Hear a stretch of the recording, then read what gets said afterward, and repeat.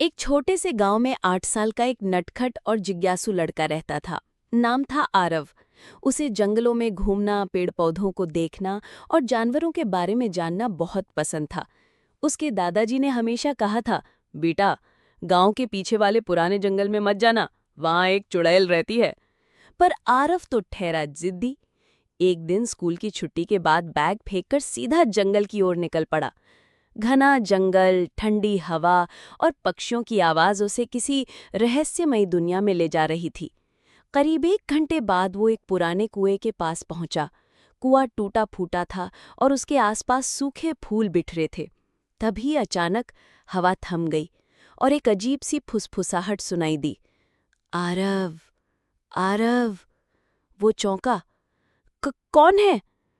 धुएं जैसी छाया कुएं से उठने लगी और कुछ ही पलों में एक डरावनी लेकिन अजीब सुंदर चुड़ैल उसकी आंखों के सामने खड़ी थी। उसकी आंखें लाल, बाल सफेद और उसकी हंसी भयानक थी। चुड़ैल बोली, मैं हूं चंद्रकला, इस जंगल की रक्षक। जो यहां बिना इजाजत आता है उसे मैं पत्थर बना देती हूं। आरव डर गया, लेकिन उसने साहस जुटाया। मैं सिर्फ पेड़ पौधों को देखने आया था, मैं बुरा नहीं हूं। चुड़ैल ने हंसते हुए कहा, हर बच्चा यही कहता है, लेकिन तुम अलग हो।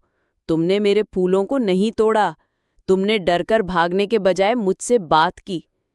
चुड़ैल को हैरानी हुई कि कोई बच्चा उससे बिना डरे बात कर रहा है। वर्षों बाद कोई इंसान उसके पास आया था जो डर के बजाय जिज्ञासा से भरा था। चंद्रकला ने धीरे धीरे अपनी कहानी बताई। मैं पहले एक जादूगरनी थी जो पेड़ पौधों को जीवन देती थी, लेकिन गांव के लालची लोगों ने जंगल काटे, मेरे जादू को तोड़ा और मुझे चुड़ैल बना दिया। आरव की आंखों में आंसू आ गए। आप फिर से अच्छी बन सकती हैं। मैं गांव वालों को समझाऊंगा कि जंगल को बचाना चाहिए। चंद्रकला मुस्कुराई।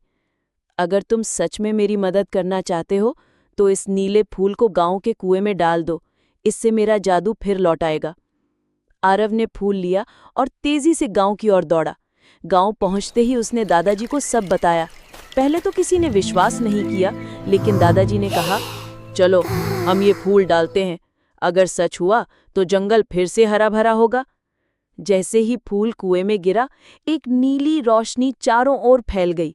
दूर जंगल में पेड़ हरे हो गए, पत्ते झूमने लगे और चंद्रकला फिर से एक सुंदर जादूगरनी बन गई। अगले दिन जब आरव जंगल गया तो उसे वहां चंद्रकला मुस्कुराती मिली। उसने कहा, अब ये जंगल तुम्हारा भी है आरव, इसे बचाना तुम्हारी जिम्मेदारी है। आरव ने सिर झुकाकर वादा किया, मैं हर पेड़ की रक्षा करूंगा। और तब से गांव वाले और जंगल के जीव चंद्रकला के साथ मिलकर पेड़ों की रक्षा करने लगे। Thanks for watching.